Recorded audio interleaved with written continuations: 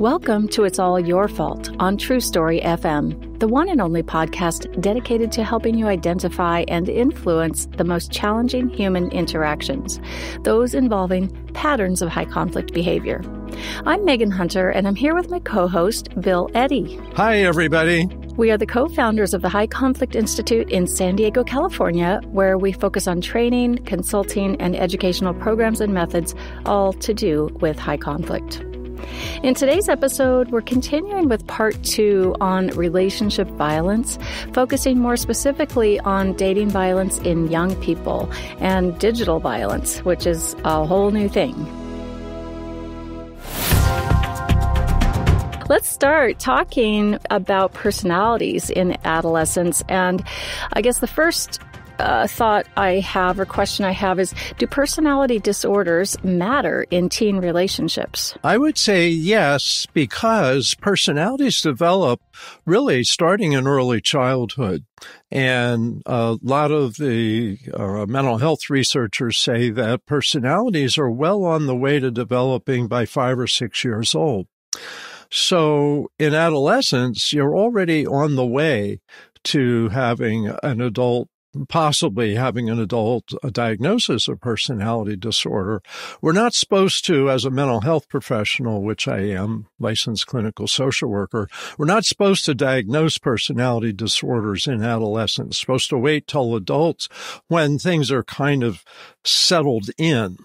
So it's important, I think, for parents and teens to know that characteristics of personality disorders may already be present in adolescence. And 2 of the 4 areas of difficulty with personality disorders, one is impulse control, and we see that with teen dating violence, and the other is interpersonal functioning or dysfunction.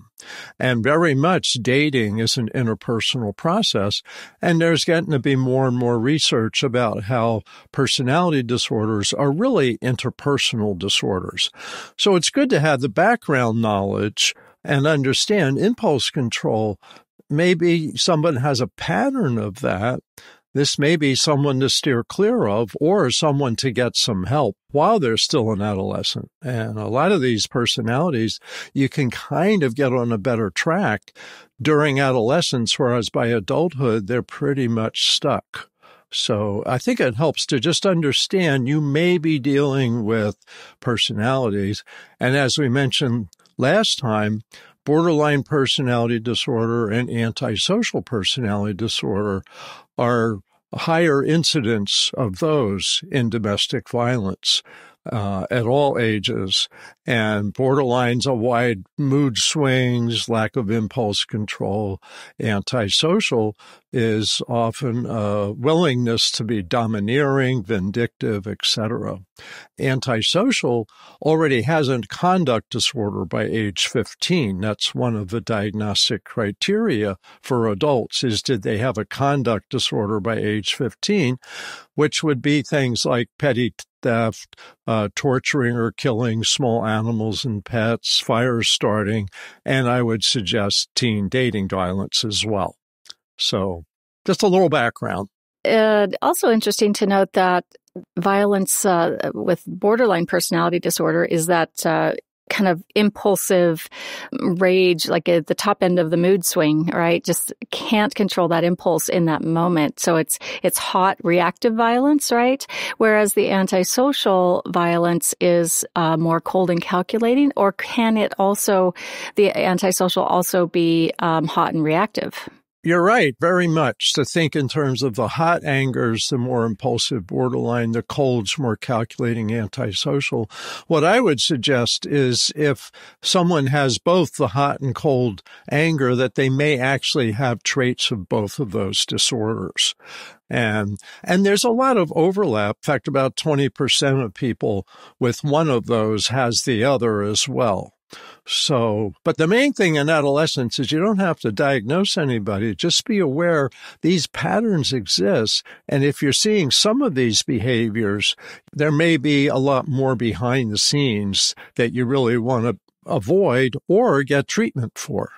Right. As a parent of someone, exhibiting these kind of behaviors and in your teens, it's we see this quite a lot where parents are perplexed about what to do. It's like, all my other kids are fine. Well, what's going on with this one? And maybe there's some personality issues in there, but in that case, it's wise to go speak to a mental health professional and get some clear advice. Absolutely. And just to throw in an additional tidbit of information, one of the treatments for borderline personality disorders, dialectical behavior therapy, DBT, and they've found that that's a helpful treatment for adolescent sex offenders. And sexual violence is part of adolescent teen dating violence.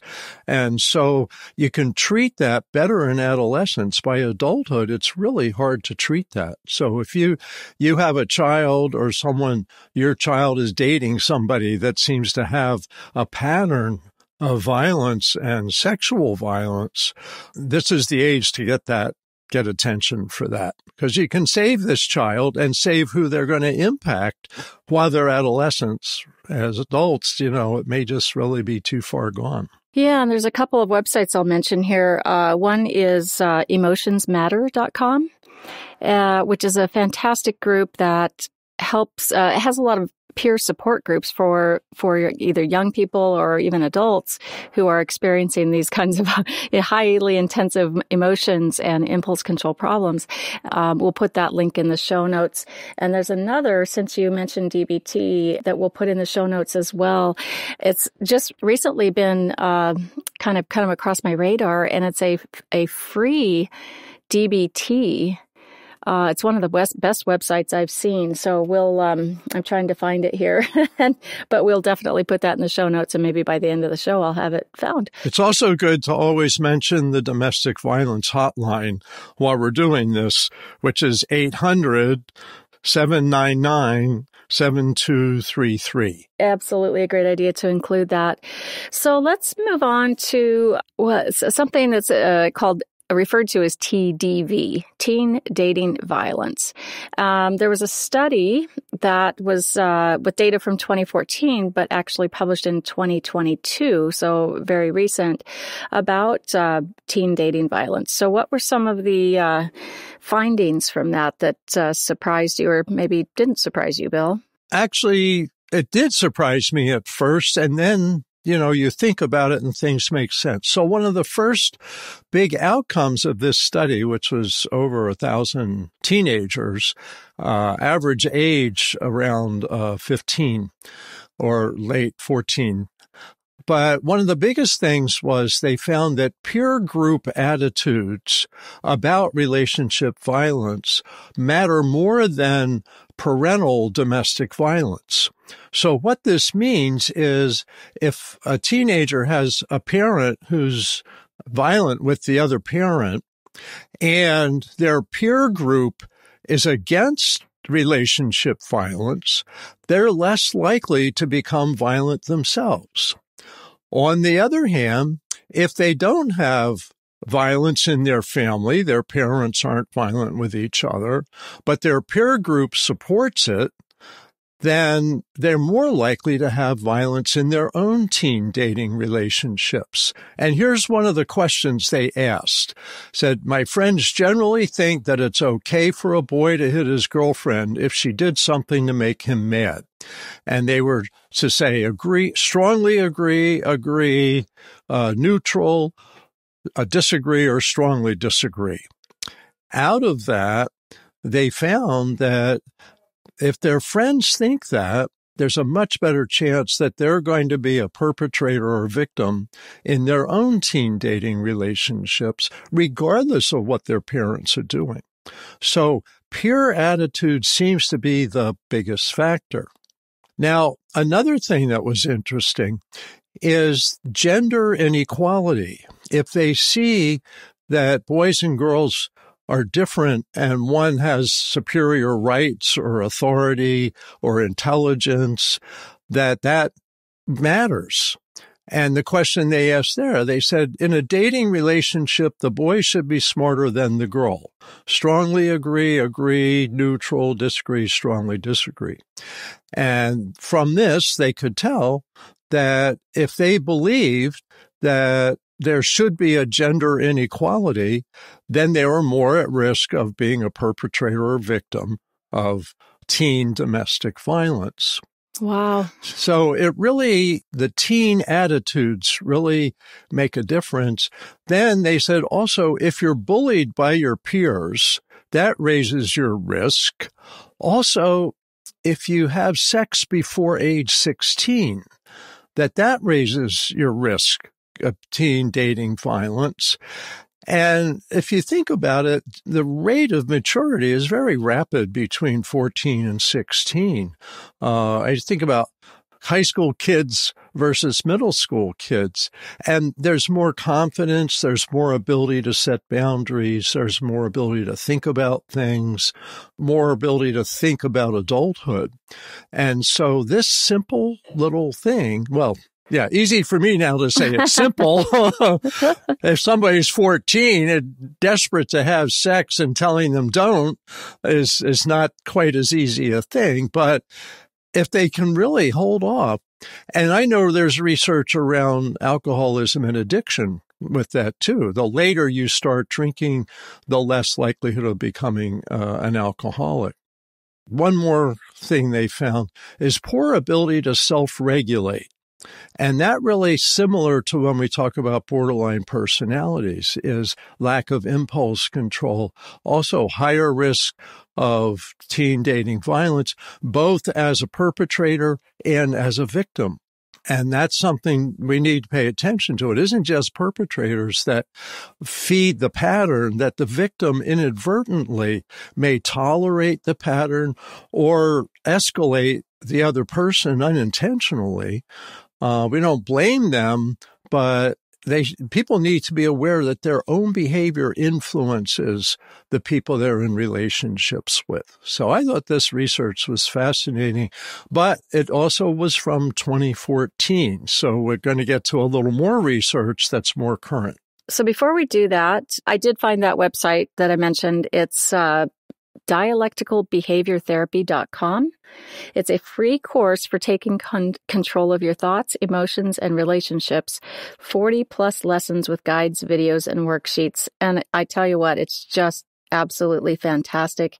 They explain what it is, and it's full of videos and information, but in a very easy to digest way and a very organized way on their website. So we'll put that link in the show notes. Another one that I think is fantastic is Bloom 365. This is an organization, a nonprofit here in where I live in Arizona. One of the board members, I believe she's still a board member, is Judge Lynn Toller, who has had a couple of television shows, and she's been a big advocate of trying to combat teen dating violence. So their goal is to uproot abuse in a generation. Lots of information on that site for students, for young people, for parents, and you can even donate there. Give the gift of safe and healthy relationships. So that's Bloom 365. We'll also put that in the show notes. All right, so let's take a short break, and we'll be back in just a minute and talk about digital abuse.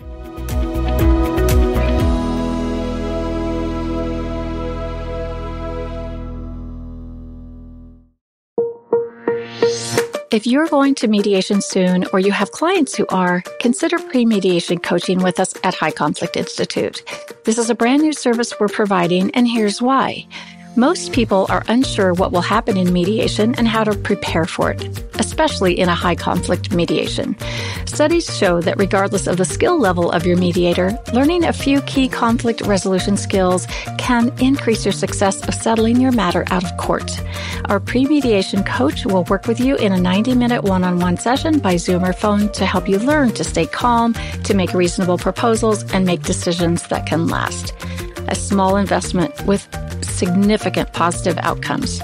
Schedule your pre-mediation coaching session on our website at the link below in the show notes, or call us at 619-800-2070. If you're a lawyer, mediator, or other professional and want more info, just ask us at highconflictinstitute.com on our contact page, or feel free to provide the coaching link directly to your clients today. All right, we're back and we're going to talk about digital abuse and some research that's very recent about that. But first, a question that I know was a burning question on your mind, Bill, that during the pandemic lockdowns during COVID, research shows that domestic violence went up for people living together. You know, everyone was kind of driving each other crazy, not able to go out to work and things like that. But I guess the burning question is, did it go down for teens who weren't living together? And that would totally make sense, I thought. But the research we found, and this is from the Children's Hospital of Philadelphia, that it went up. One aspect, they said it went up, I think, from 2020 to 2021, 100%. And so why is that? And what is digital abuse? So digital abuse is basically online abusive behavior. So what they found is that there's a variety of digital abuse behaviors that then increase the likelihood of physical abuse and sexual coercion. So here's some of the digital abuse behaviors. Logging into or using a young person's social networking account without their permission, sending unwanted sexual messages or pressuring a young person to send sexual or naked photos, monitoring a young person's activity. And I remember counseling once. I had a young couple, or 13 or 14. The boy's mother said, they needed to meet with me. And they both were hitting each other. And they weren't sure what's normal. And then older kids, I hear about that they I have to have your password. You have to give me your if you care about me, you'll give me your password. And then they use that to pry into what the other teen is doing. And I know of cases, couple like that, where they wouldn't give their password to their partner, but they demanded their partner give it to them. And that's an out of balance, unequal relationship for sure. Forcing people to share their passwords is another one here. Spreading rumors via text, email, social media, posting embarrassing photos. And of course, this is illegal if someone sends you a naked photo of yourself and then they post it online to get back at you for something. That's illegal. People need to know that. Creating false profile page, using the victim's name. In other words, pretending they're them and sending different messages, threatening or harassing over the phone or social media, using GPS locator from social media to stalk a young person. So this was some of what the research saw was the pattern. And the result of that, they found that 1 out of 3 young people were experiencing teen dating violence once COVID got going, and that victims of teen dating violence, they found 2 or 3 times more likely to commit suicide, report increased alcohol and substance use, suffer from more anxiety and depression, and that as the world becomes more virtual, digital abuse also becomes more increased. So it's a precursor to these other behaviors. So in 2013, a study found victims of digital abuse harassment 2 times as likely to be physically abused, 2.5 times as likely to be psychologically abused, and 5 times as likely to be sexually coerced. So that's 2013. So we have research starting 2013, 2014, but COVID escalated it all. Believe it or not. It's sad. I mean, it's been a decade since my youngest was in high school. So, there was plenty to deal with then in terms of the emergence of digital bullying and abuse and that kind of thing. But now it's worse. And just recently I've been around some, 19, 20-year-olds. And for them, this is normal. Yeah. That's what I think we need to understand. And you and I are a little bit older these days, and so we're not in that world so much. But, maybe younger parents realize this, but I think many don't, that this is almost in some circles to be expected, that you're going to be in some kind of digital mix-up or threatening situation. And one story recounted to me recently was a young lady who'd had sex with her boyfriend and had consented to having it videoed, just the two of them, right? Then when they were breaking up, he used it as a threat to get her to do what he wanted her to do. I'll release this video online if you don't do this. So, yeah. We know other people who have been held, they have their digitally compromising photos online, kind of taken hostage by ne'er-do-wells and then held hostage for money. I'll release these pictures if you don't send me money. We know personally of people that have had this happen to their teens. So it happens a lot. And I guess when we say that, the rates of suicide go up with these sort of instances, what's the longer term effects? We hear these statistics and it's shocking, of course, but there are so many, hundreds of thousands, if not millions of people walking around this planet that are having trauma experiences, and some of them are getting PTSD diagnosis, complex PTSD, a variety of trauma-related illnesses, and they don't seem to know what to do about it or how to overcome it. What we're seeing is, in many ways, one of the biggest fallouts of all this is people avoiding relationships altogether, not trusting. I can't get close to anybody. They'll take advantage of me. Or you can't trust men, or you can't trust women, and making global solutions.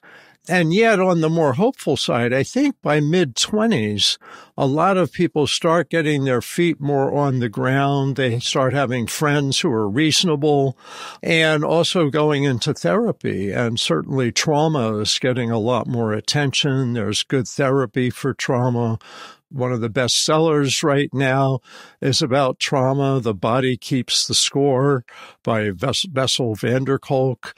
So we want to paint a realistic picture, but not a hopeless picture, because I do think while there is a lot of impact with what happens in adolescence, that a lot of people are able to really work on overcoming that in their mid and late 20s or 30s. But what we mostly want to do is help people avoid this in the first place through education, through picking the right peers to be around, and knowing what's normal. And one of the things, I know college campuses have policies about all of this, but no means no is an important one. In other words, if someone says no, it doesn't mean you pressure them until they say yes. If they say no, you've got to just stop right there. And that only yes means yes. That silence doesn't mean consent to doing something sexually. So if you're 13, 14, 15, 18, 20, 25, this is an age of exploration, but you've got to have the consent of your partner. And as that earlier research shows, you have to see relationships as equal, between equal partners where both have a say. And that's what's normal. And that's what needs to be understood and learned and taught. And by the way, that big study I started out with said that peer interventions are where you have to be, that middle school and high school both need education about relationships. And that's where you're going to prevent teen violence. That's where that website, Bloom 365, or I think it's .org, can help kind of get a start. Because I think probably most of our listeners are not in that teen group. They're more parents or grandparents or other family members. So how best can they approach teens with this, especially a teen who's rebellious and doesn't, I don't want to hear from my parents and I'm going to do what I want. And then they find themselves in really dangerous circumstances that they don't then feel like they can't tell their parents about. What I believe, and I did a lot of child and family counseling throughout the 1980s into the early 1990s. One of the things I really believe, and I told parents over and over again, is your kids and your teenagers have a tape recorder in their brain, and they're recording every single thing you say. So even though they don't show it, it's getting recorded, and someday it'll come out when they have a teenager. They'll go, where did that come from? So it's good. Teach your kids. Tell them what's standard and listen and tell them they can talk to you. But talk about what's standard and what dangers to watch out for. Kids today have many more dangers than we had. They know the worst behavior in the whole world by the time they're 10 or 12 years old. So they're scared, but they also are driven by, hormones and stuff to experiment. And they just really need to know about how to be safe and have activities that are safe. And I know for me, group activities, school plays, music, church groups, whatever it is. I'm not a sports guy, but kids in soccer, baseball, football, all of that, have a lot of group activities because there you start to see what's normal. And some things everybody does and some things nobody does or only one person does, and you want to steer clear of that person. Yeah. So, or if the whole group is like that, steer clear of that group because that can be a risk as well. Exactly. Not all groups are equal for your own benefit. Right. Okay. I suppose it seems interesting to you, our listeners, that we're talking about teen violence. And I think this episode is playing the day after Valentine's Day, which is supposed to be a day full of romance and love and flowers and chocolate and candy and champagne and all those things. And we hope it is.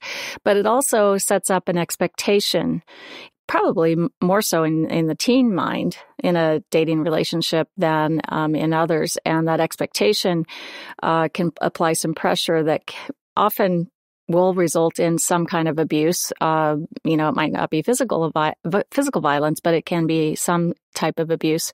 So that's why we're doing this episode, so that we can kind of not scare people, but let's say, hey, let's look at the realities. And, we've written that book, Dating Radar, to help anyone understand what to look for and where your own blind spots might be. So we'll put that book in the show notes. But Bill, just one last, we got a couple minutes left to talk about the book Generations, talking about the Gen Z. Well, I was going to say the Gen Z generation, but I guess they're just Gen Zs. So what did you find in terms of teen dating violence in that generation that was born between 1995 and 2012? Well, first of all, let me say this is from a book titled Generations. It's the real differences between Gen Z, millennials, Gen X, boomers, and silents, and what they mean for America's future by Jean Twenge, Twenge. What she talked about with Gen Z was quite surprising, and she didn't focus on dating violence, but I feel like her information's real important because talking about relationship and changes. First of all, her research is up to 2023, and she's got graphs and looks over the last 10, 20 years. And what she says is teens and 18 to 25-year-olds are having far less sex than prior generations, that they do much more social interaction online than in person, that in terms of sexual preferences, that many are saying their preference is asexual. And there was a study done where they were saying, heterosexual, homosexual, bisexual, and 1% of people wrote in asexual. And that's a lot of people. So there's an avoidance of physical relationships, even though online they have that going. They also talked about some men who don't have sex but want it, calling themselves incels, involuntary celibates, which is really I think very much a misnomer because It's hard to find somebody in their teen and young adult years who can't find a partner if they want one. And so saying it's involuntary, I think, is a cop-out, but they also have a lot of anger with that, generally towards women, that women aren't coming up to them wanting to have sex with them, I guess. But on the other hand, that some women are also celibate and calling themselves femcells. And they're angry, and here's a quote, that men made it so difficult to find love, to find a man who will treat me like a human being and not as a sex doll, close quote. And so they're angry too, and they say there's a percent of people that are staying at home angry about sex and the other gender. And this doesn't necessarily bode well for the future of relationships, families, child rearing, etc. And that leads to the next thing, and that is that Gen Z is really slowing down the process of coming into adulthood. That as of 12th grade, only half of students are dating, whereas in the 1990s, by 8th grade, half of students were dating, and after that, more than half were. In the 1960s, 70% of women, 20 to 24-year-olds, and 45% of men the same age were married. By 2020, 60 years later, only about 12% of women 20 to 24-year-olds and less than 10% of men 20 to 24-year-olds were married. So the average age of marriage is now 28 for women and 31 for men. Also, the birth rate is now, for Gen Z teens and young women, is the lowest since they kept records of this in 1918. There's a quote she has, says, among teens, birth rate in 2021 was less than a fourth of what it was in the early 1990s. And I remember as a social worker and lawyer in the 1990s that teen pregnancy was a big concern. It's like all these teenagers are having babies. They don't know how to raise them. They called it children having children, a big to-do. And then I don't remember hearing about it for a long time. And then I read this. And so in terms of relationships, I think that this doesn't help solve the dating violence issue, because if people just aren't dating, they aren't learning skills for screening out who's violent and may in their 20s get into a violent relationship, and that we're also isolated, that the peer values that the earlier studies showed is so important. And having peer groups that people socialize with and pick partners from, romantic partners, that we're missing that. And I think as a culture and as a society, we need to pay more attention to what's happening for teenagers rather than treating them like adults and saying, go do your own thing. Is really, they need a lot of nurturing. They have a higher incidence of depression and anxiety. And so I'm glad we're talking about this today, because I think it's a wake-up call to me, and hopefully everyone, that there's a lot more going on under the surface, and that there's a lot of need for education and emotional support. So we want to support you out there as parents and as young adults and teens going through these tricky times we're going through. Absolutely. And I did want to mention one last thing, or ask a question, I guess, is these studies, were they all U.S.-based? Yes. Generations and the Children's Hospital of Philadelphia. And the first study was of, I forget what state. They interviewed over 1,000 kids from one particular state. I think it was in the Midwest. I think it was Michigan or Indiana, something in the Midwest. So, yes, just the U.S. studies. But yeah. I would guess the rest of the world, because of having social media, et cetera, having some of the same experience. Yeah, I'm sure it's similar everywhere. I'm thinking there are some cultures, though, in some countries that have a better grasp on this, maybe because families are tighter or different things, but those are just my anecdotal thoughts.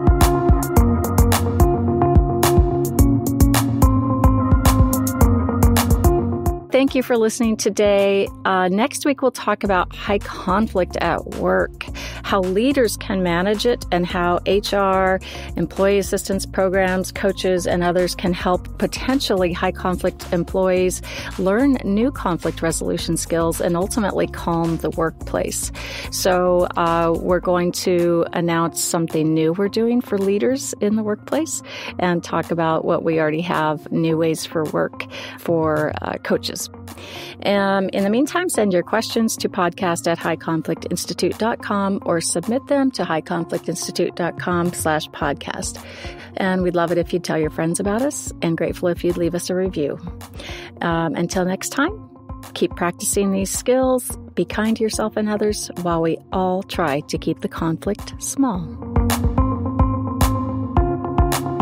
It's All Your Fault is a production of True Story FM. Engineering by Andy Nelson. Music by Wolf Samuels, John Coggins, and Ziv Moran.